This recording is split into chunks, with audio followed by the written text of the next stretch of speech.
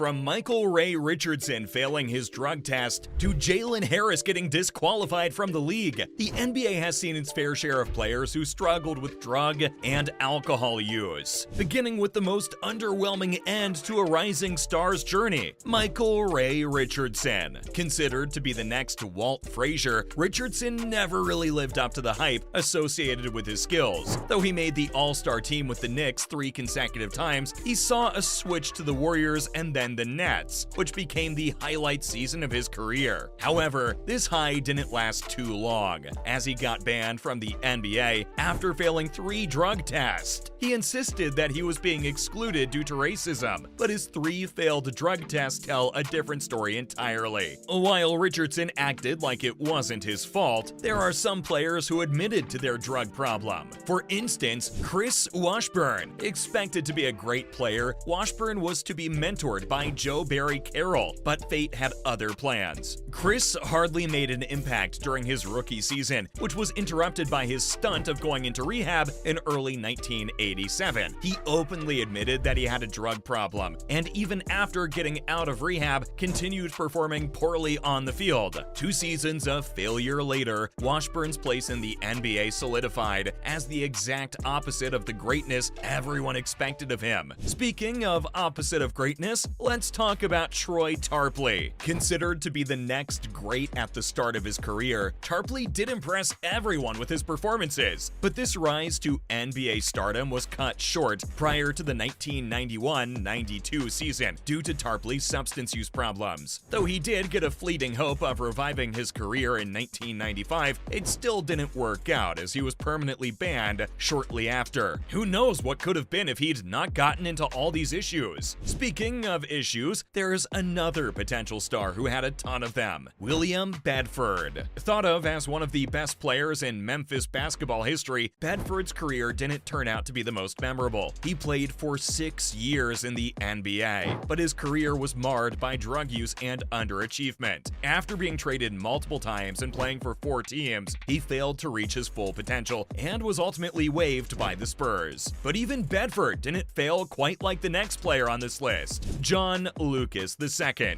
Following a successful stint at Maryland, Lucas had 2 standout seasons in Houston before being traded to the Warriors. His career best season came in his 3rd year in the league, but he was later traded to the Bullets and then the Spurs. Lucas returned to the Rockets in 1986 and was part of the team that reached the finals, though they ultimately lost. His career took a turn for the worse when his drug use became public knowledge. After this, his performances went downhill, and his public image became worse with every passing season, ultimately leading to his retirement. But at least Lucas had a career to end, unlike the next player on our list, Richard Dumas. Drafted by the Suns in 1991, Dumas's career is a prime example of the phrase ending before it even started. He was suspended before starting his first with the Suns after failing a trial drug test. Though he was reinstated and played a good amount of games, his image was ruined with suspicion for his initial drug problem. This went on to make his performances a lot more mediocre, leading to his inclusion in games being limited and eventually ending his career. Yet Dumas's end doesn't disappoint, quite like another name on our list, Louis Lloyd. Louis was selected by the Warriors in 1981, where he played 2 decent seasons. After the 1982-83 season, Louis signed with the Houston Rockets and had a breakout season. After that, he would play in just 32 games in 1986-87, but still averaged 12.4 points, 1.5 rebounds, and 2.8 assists. In late 1986, Lloyd was suspended for 2.5 years for testing positive for drugs. Reinstated in September 1989, he played just 19 games for Houston that season. Louis was released and latched on with the Philadelphia 76ers. Lloyd would just play 2 games for the 76ers as he abruptly retired. Just like Louis, there's another player who got a 2-year suspension for his drug use, Mitchell Wiggins. Wiggins was traded to the Bulls from the Pacers after being drafted. He joined the Rockets in 1984, became a starter, and made it to the NBA Finals in 1986. But that position was short-lived as he got banned, along with Louis Lloyd, for drug use. He returned to the league in 1989, which became his career best season. After this, his career went toward a decline, leading him to a short stay at the 76ers and eventually to retirement.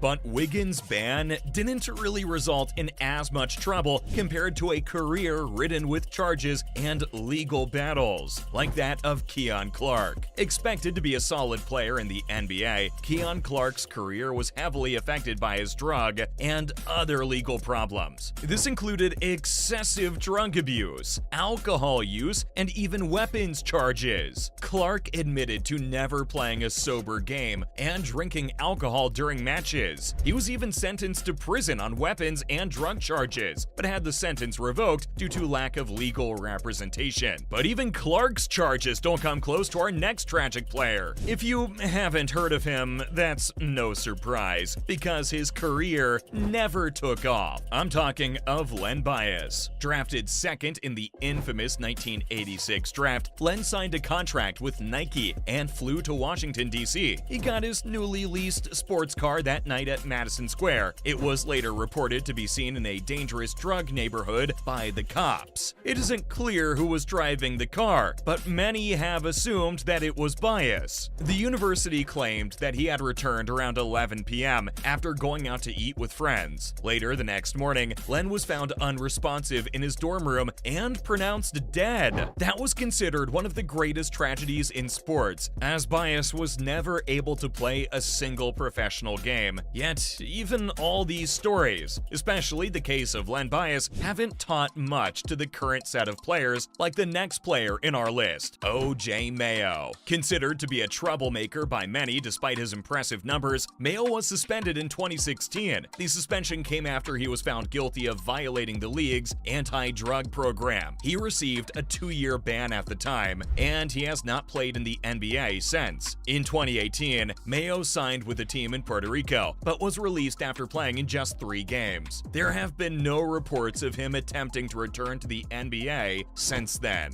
But while Mayo's case was difficult for many reasons, some other players found it a little easier to bounce back, like the next player on the list, John Collins. Tagged as the star forward for the Atlanta Hawks, Collins was suspended for 25 games without pay. He was found guilty of using growth hormones, which led to his suspension, but he made a quick comeback and seemed to experience a career high after this little trouble. But he wasn't the only one. A similar player made a strong impact in his rookie season, Tyreke Evans, who violated the NBA's anti-drug program in 2019. This led to his disqualification and a 2-year ban. After 3 years of his ban, he was reinstated in 2022. And while Evans was rethinking his life choices during his ban, another player got himself into trouble, Jalen Harris. Selected as a rookie guard for the Toronto Raptors, Harris was found guilty of violating the NBA's anti-drug program in 2021. This led to a 1-year disqualification from the league for the young player. And that's how a lot of players in the NBA had their careers turn out after drug use.